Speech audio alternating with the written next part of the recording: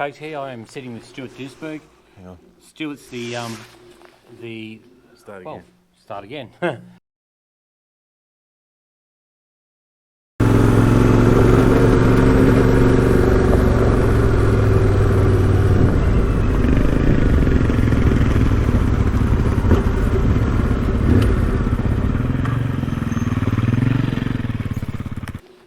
Hey folks, here I am sitting with Stuart Duisberg.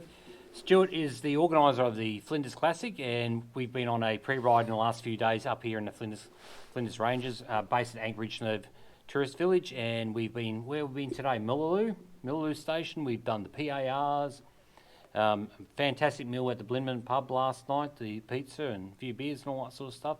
So I've invited Stewie to sit down with me and just have a bit of a discussion about what's involved with organising a Flinders Classic. Now, I believe the Flinders Classic's been going, 15 years? 15th year, yeah. How many years have you been involved with it, Stuart? This is my 4th year now. Yep, 4th year, no worries. And why? Why do you do it? Well, I came up here, obviously, probably, I think 14 years ago. Yep. So the first Flinders Classic was held from the old police building out of Blinman. Yep. Who started that? Trevor Jenkins. Yeah. Him and I think 3 or 4 different guys basically, thought they'd come for a bit of a ride up to the Flinders, and and then one thing led to another. Back when forums were huge, we had Dirt Bike World and Adventure Rider Forum. Yep. And they used to just post up every year, hey, we're going up to the Flinders. Yep. We might take motorbikes, who's coming? Right, wow. So it sort of escalated from there. We had so many fantastic good years at the Flinders Classic, and it was really something that, forward to all year. Yeah. It's absolutely huge. Yeah. So, you get all your mates involved. Anyone that was involved in dirt bike riding, it was like, yes, let's go to the Flinders Classic this year.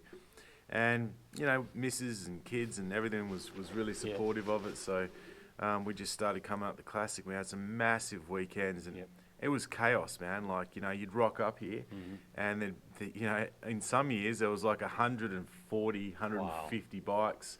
No one knew where they were going. Yeah. This whole place was just a massive piss up. It was just, it was crazy times, man. It was brilliant. Sounded like a great party to me. Dude, we used to, seriously, do the PAR 4 or 5 times, 6 times on a weekend. And that would be it. Yeah. And that was enough. Yeah. What were you riding at the time? I started off on T610 Husky, 06 model. Absolutely awesome bike, loved it to death. So I rode that, really. I did 45,000 Ks on that bike and only sold it, maybe 2017, 16, something like that. Wow, amazing. Yeah. And you're riding, we got 3 bikes up here this weekend. You've got the R650. Yep. What else? Got the Honda over there, and what was CRF 450. CRF 450 and Gas EC 300. Right. Why would you have 3 bikes up here? Well, this week started, I've been here, this is my 10th day now, so I've been here, basically when you're organising the Flinders Classic, as you know, things have changed a lot since those old school days. Yes. So what we do now is since I started running it in 2019, I've segregated everything into different classes. Yes. So it just makes it easier. Everyone sort of knows, I'm an enduro rider, I want to be with other enduro riders, and we want to ride at, similar pace. Yeah. So we have lead riders now. Yep. So, and groups, and so all the lead riders basically have to come up here and pre-ride to make sure our insurance is solid. Yep. So if we haven't pre-ridden the tracks within certain periods of time, it makes it very difficult if there was an incident. You're fully insured now with the AMA. AMA. Yep. AMA. Way to go. Not a problem. And we're a non-for-profit as well. So I've been working with you on this as one of your lead riders now. I'm not sure if this is my 5th year or 4th or 5th year. I can't remember. I can remember coming in. I just did a ride over to Adelaide, Yunta, Arkarilla, and I come in and you grabbed me by the collar, I think it was, and said, "Hey, can you be a lead rider for this event?" I went, "Shit, okay, no worries." Do you remember me and you? We sort of had a bit of a discussion. We did, yeah. Before I took this over. Yes, that's right, yeah. There was something happening with Trev, maybe. Yeah, that's Trev right. spoke to you about it Spoke as well. to me about running it, and I went, "Wow, this is massive." And I hat off to you. I'm glad you took it on because I've seen a lot of the work that happens behind the scenes. No, I've actually only seen a small portion. I've heard Stuart on the phone talking to people, organising things. I didn't realise how much time Stuart spends up here, going to stations, talking to the owners, and I suppose paving the way for everyone to come up here. So it's not a matter of, you just rock up and you think it's just been done. Well, it has been done, but it's been a lot of work. It's almost like you are doing a classic, but you're already planning the next classic. You do. You're in advance at all times. Oh, probably 4 or 5 years ahead. Yeah. Especially with this new station that we've got and the conversations that we're having with them. It's like, well, let's start off this year doing this, and then next year we can. And they're saying, probably for the next 5 years we'll be able to ride different tracks. Wow. So it's amazing. Massive stations, it's just amazing. Today was an awesome ride on that mate? Station, and Epic. I said to Stuart earlier on, it's probably one of the best rides I've ever done in the Flinders Ranges. So really happy with that. Yeah. So you're looking forward? 4 weeks time, 5 weeks time. Yeah. Well, coming up. The organisation sort of starts. I reckon. I really get buried into it when I release those. Well, no, probably before that. Around the turn of the year. Yeah. From December to March, it's all setting up the back end for tickets. It is. I'm not talking a full-time job here. No. When you can, you'll put an hour in here, an hour in there. The amount of hours you put into it is insane. Yeah. Just to get everything right for that point where you launch, and then when you launch, everything has to be ready, and it hasn't. Like there's been times when things haven't sort of worked out. So you try not to disappoint anyone and make sure everyone can get their tickets and stuff like that. And we've had a few sort of crazy years with COVID and stuff as well, but we still manage to hold our events every year. Regardless. So you really get locked in solidly after the launch. Yep. I'm up here at least 3 or 4 times. Yep. Just making sure that everybody's happy. Mm-hmm. You have to really do the hard yards. Go and spend time with the station owners. Sit around their tables, look at the photos, check out the maps. Understand how the tracks have changed since last year.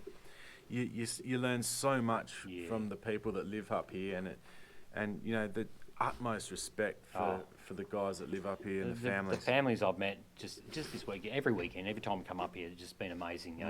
We've just been on a station where we were given coffee and cake and all that, so it's so welcoming and and how good was it? Oh, mate, it was awesome, absolutely awesome. Yeah, so what would you say? I get a lot of questions on adventure rides, when I lead rides and stuff like that about. I get asked about the Flinders Classic, how tough is it for an adventure bike rider, or somebody starting out in riding, whether it be, I suppose, adventure or enduro, anything like that. What would you say to someone if you come up to you on the street and said, I'm thinking about doing the Flinders Classic, but I'm a bit concerned about it, that it's a bit too hard? Well, depending on what type of rider they are, I suppose. If we look at the adventure segment, you'd really want to be experienced and at least have a year of solid riding under your belt. Agree. You'd need to understand your bike well, know how to change a tyre, because group riding is a really good way of, if you've got a bit of experience, group riding is a great way. If something does go wrong, people are there to assist. Yes, for sure. Everyone will jump in and do it, but you really want to be able to do it yourself and just get that assistance. That's good. Because that's really what it's about. And so would you recommend somebody to do an ADV riding course before doing something like this? Definitely, if there's something like that available. Do you know of any available? Yes. We actually do an adventure riding course as well. What's your business called? Well, it's the part of that's actually part of the AMA is the Southern Motorcycle Association. Yep. Non-for-profit, public company, non-for-profit. I don't know how really that side of things works with the public company and all this type of stuff, but it's a non-for-profit company, and we trade as, and this has only just come about in the last couple of months, the Extreme Motorsport Association. Great title, great name. Oh, thanks, man. Yeah, wonderful. There's got to be a sticker coming out for that. There will, yeah. Yeah. I haven't even launched a Facebook Yeah, page yet, wow. you know. I just don't know what to do. You do have a Facebook page for this at the moment, don't you? You've got Flinders Ranges Motorcycling. Correct. Motorcycle riding, yep. Motorcycle riding, and that's you've got quite a lot of members on that. 3,300 members. Wow. You know, it's pretty good. Okay, And it's a there's a lot of diverse interest. range. Yeah, A lot of people from up here actually are members of that. And that's great. you know, we do a lot of sharing with the Yeah. Blindman groups and Yeah. station stays and things like that. Yeah. Rain events, you know, all that Awesome. type of stuff. Yeah. So what about your lead riders? You know, it's how do you get a lead rider? Dude, they are so hard to deal with sometimes, I tell you.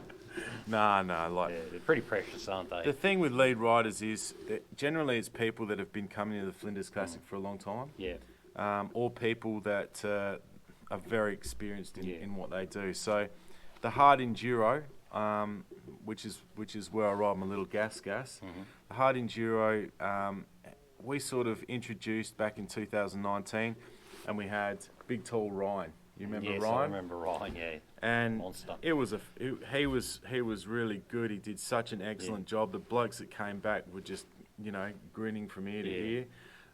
And then, you know, things changed with Ryan. Ryan took off to Queensland, followed his passion. He's doing really, really well. Yep. And then Adrian Harry took the place. Harry, yeah.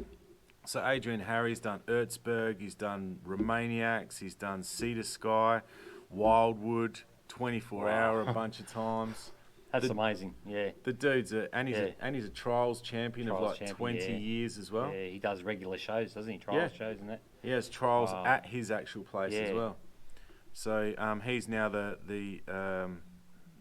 hard enduro lead rider, and he loves it. Yeah. He has Well, a after blast. speaking about him, you may as well not speak about anyone else. You know, we've got no accolades to show. Nah, Listen, Stu's got a range of lead riders, and they've all got a lot of experience. Yep. And you know, as just mentioned there, So Jared's another one. So Jared basically, you know, he was one of the guys I conned into coming to the Yeah, to he the Flinders loves it, Classic. doesn't it? He's Yeah. a 10, 12, 13-year veteran of the Yeah, Classic. Yeah. Then you got Todd Jones again. We met Todd Jones. He was parked Yep. up in the corner with Yeah. his crew, and again, we just all started riding. My closest mates now in the world, we met here at the Classic. Yeah. You know, and You make a lot of friends here. it's incredible. It's incredible. Con, who's doing a lot of stuff for us at the moment, sweeping and doing photography and doing, you know, sort of general runabout, backup vehicle, all that type of stuff. He's up here this weekend, and then we've got. We had an opening. See, this year we decided to have 3 enduro classes. Yep. It just really, at this point of time, there's so many enduro riders out there that just don't have anywhere to ride. And, you know, with one of Jerry's events being shut down, I think now, so we've got a lot more demand for the enduro. So those guys just jumped in 1st of March, bang. Wow. So we opened up another one, and we've got Luke Urban, who is, you know, I'm a half decent rider, man, but Luke is just awesome. Just tears you apart. Dude, he's insane. Yeah, so funny thing with Luke was he was up here last week. We were on the pre-ride. He was riding home just from Blindman down here to Para, to Ango, and he'd lost his axle nut. Wow. So I'm riding behind him, and his bike's tracking. You whiff. Yeah, right. His wheel come off? No, Oh. and his axle stayed in it, but I couldn't catch him. I was trying to catch him to actually tell him that something's wrong with your bike, man. Yeah. Couldn't catch him. Wow. So I just let him go and finally got back here and said, dude, check out your axle. Wow. No axle nut. Yeah. So, yeah, you got to be pretty, you know, It's amazing. preparation-wise. Yeah. Who else is there? We missed anyone? Yeah, there's some old bloke. I can't remember his name. No, I'm joking, man. Yeah, who's that? We got this fella here. Oh, right, This know. absolute legend here. So, Yeah. Martin Winters, he does all of our adventure lead riding. And it just sort of fell into place, didn't it, Martin? It did, yeah, because you know, obviously founder of South Australian Venture Bike Riders and that sort of Did stuff. you have that before the Classic? Yes, I did have it. I actually come up here, I think I did 2 years prior to meeting you on the Classic, and speaking before that. I come up here on a couple of the original style of ones, and I can remember riding into Blindman, thinking, where do I go? Anchorage in the village, go out here. And I rode in the driveway and I went, I've got no idea what's going on here. Where do I camp? What do I do for food? And the guys were really good who organised it. They were wonderful, but I wasn't real sure. And I got up in the morning and thought, where do I go? So I just tagged onto a group and, went and did PARs and stuff like that. Yep. And I thought, I fell in love with it. And when I heard, when it was offered to me to take over, as I said earlier on, it's too hard for me. And you took it on, I went, wow, awesome, let's get involved and keep involved. I'll admit, every year I say to myself, this is the last one, but I just keep coming back. And days like today, it just says, no, next year's going to be better. Next year's going to be better. I think you've done a great job, mate, and thanks, accolades brother. To you. And cheers. The things you think about, like the safety and stuff like that. As a lead rider, I've got to have the UHF. I've got to have plans in place. I've got to have the satellite phone. We take that on board. Our GPS systems. We track everything out. We have a couple of awesome people. The first one I've got to mention is my amazing missus. Oh, absolutely. So without her support, obviously, I couldn't even do this. Yeah. She's the one that goes out and works her guts out while I'm here chasing my passion. So wow. She's absolutely amazing. So when you see her, just give her a big hug because she's so awesome at what she does. Message to my wife, do you hear that? Chasing passion. She's out working. Absolutely. Just a hint. Yep. That's it.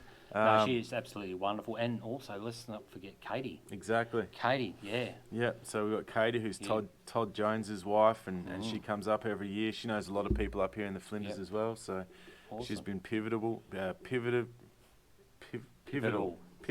we go. You like me a bit tongue-tied. I know. We've had a big day riding and that. But, you rock up, you come in the gate, and... greeted by Dave. Greeted by Dave, the owner, or Caroline might be there. It's usually Dave, and he'll sort of scrutinise us a little bit. Top guy, absolutely wonderful guy. But you've got the ladies there who'll meet at the gate, check you in, make sure you know what's happening, and basically you go and camp or stay in huts or something like that. There's dorms, there's camping, or there's cabins. Yeah, absolutely. We do pizza night, Friday night, and that's always a big night. Yeah, fully catered event, so breakfast, lunch, and dinner. Yep, alcohol's up to you, of course. But you can't go wrong. And usually every year you get a shirt or something like that. Of course, shirts, stickers. Yep. And one of the biggest things about this whole event is it's supporting, this place, Blindman, the local area. We tell people not to sort of bring jerry cans full of fuel up and buy your fuel here. They've got 91, 98 diesel. Yes. If you're going to buy booze, well, the shop here's got a wicked selection of alcohol. You can pre-order anything that you want for the Classic as well. Dave and Caroline also own the Blindman pub. And so if there's something they don't have in the shop here, it's just a van ride away. They're going back and forth all day. They'll bring it back to us and support us in that way. And there's basic like meat and milk and stuff like that, and iced coffees, all that sort of stuff up there. So there's plenty. You don't really have to bring up much. No. It's all here. And Dave's spent a lot of money. Dave and Caroline have spent a lot of money in the last few months upgrading the park. Yep. Yeah, we've got new toilets going in and steps and a few other bits and pieces, which is great to see. You couldn't get a better host. No, that's right. Those two there. I think we've just about got a wrap here. Yeah. Stuart, is there anything you want to say? Just obviously, the main thing is that I just want to thank all the people that have helped out and helped me be able to put this event on. It's a pleasure for us, mate. Yeah. It's a pleasure to see it all come together and to see that first day when you get up and do your briefing. Dude, I get so stressed. I tell you, it's like everybody on this event, is like the whole event is about going riding. You're so remote, right? And it can take you could get picked up quickly, or it could be a long period of time before you get picked up. But the whole thing is about going out, having an absolute blast, having a great ride for the day, coming home safely, and then it's just shit talk around the campfire for the rest of the night, and absolutely getting up and doing it again 4 days in a row. That's it. What better could you be doing? No. So we're lucky, man. If there's any international watchers watching this, coming to Australia, hey, look Stuart up, look up the Facebook site and all that sort of stuff, and get involved. And it'd be great to see some international riders come along. We have had a couple. We have, yeah. Back not in my time, but in time before. Yeah. Udo, if you're watching, he's one of the dudes that came here. Yeah. So yeah, that's good. He's a great guy. All right, we'll wrap this up. Yeah, thank you very much. Thanks, you, Martin. Really appreciate it, man. Appreciate it, mate. No worries. All right, guys. Well, that's a wrap for us, and hope you've enjoyed it. And let's get on to 4 or 5 weeks' time, and I'll do another video of the actual Flinders Classic there. And I might actually hit Stewie up for some old footage or some old photos and stuff like that, because I know he's an awesome photographer. Absolutely wonderful photography. So I might see if we can get some of that off here and Thanks, put it man. on Yeah, that. And absolutely. yeah. Cheers, mate. Cheers. Thanks.